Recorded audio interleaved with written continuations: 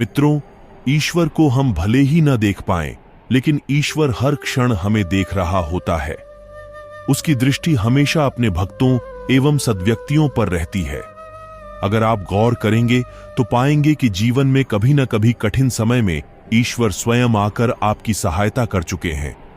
उस कठिन समय में आपके अंदर भक्ति की भावना उमड़ रही होगी और आप ईश्वर को याद कर रहे होंगे। शास्त्र कहता है कि ईश्वर के लिए संसार का हर जीव उसकी संतान के समान है। जो व्यक्ति उसके बनाए नियमों का पालन करते हुए जीवन यापन करता है, ईश्वर उसकी सहायता अवश्य करते हैं। गजराज की कहानी तो आपने जरूर सुनी या पढ़ी होगी। नदी में गजराज को मगरमच्छ ने पकड़ लिया।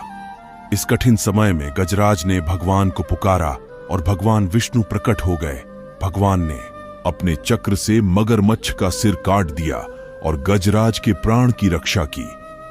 सूरदास जी के जीवन की भी एक ऐसी ही कथा है। सूरदास जी देख नहीं सकते थे। एक बार गलती से एक गड्ढे में गिर गए। गड्ढे से निकलने का काफी प्रयास करने पर भी वह बाहर निकलने में असफल रहे। इस स्थिति में सूरदास जी ने गोपाल को पुकारा। भगवान श्री कृष्ण बालक रूप में पहुंच गए और सूरदास जी को गड्ढे से बाहर निकाला। मीरा के प्राणों की रक्षा के लिए भगवान ने मीरा को मारने के लिए भेजे गए विष को स्वयं पी गए। इन कहानियों से स्पष्ट है कि अगर आपको ईश्वर पर भरोसा है तो वह आपकी मदद जरूर करेंगे। मित्रों, ईश्वर पर भरोसे की हजारों कहानियां आपने सुनी होंगी। ऐसी ही ईश्वर के प्रति प्रेम और विश्वास की एक कहानी हम आपको इस वीडियो में बताएंगे, इसलिए वीडियो को अंत तक जरूर देखें। कहानी पसंद आए तो वीडियो को लाइक और चैनल को सब्सक्राइब जरूर कर लें।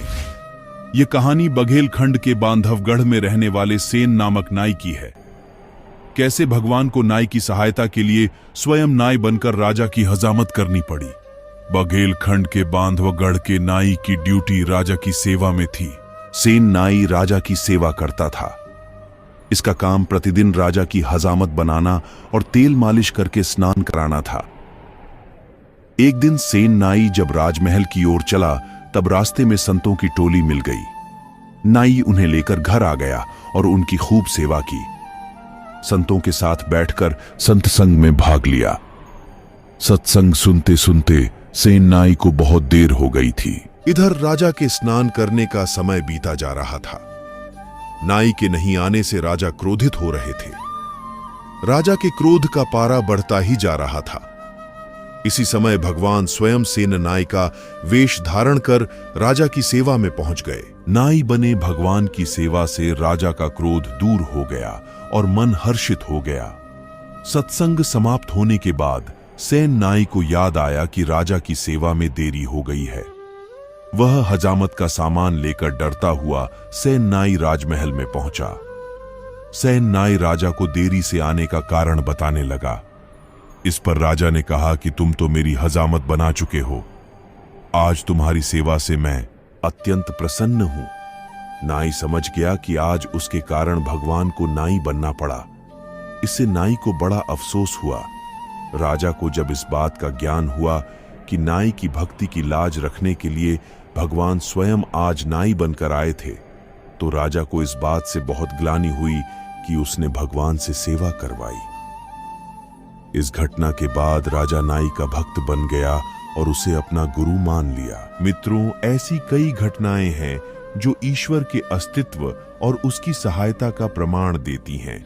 इसलिए कभी भी खुद को बेसहारा नहीं समझना चाहिए।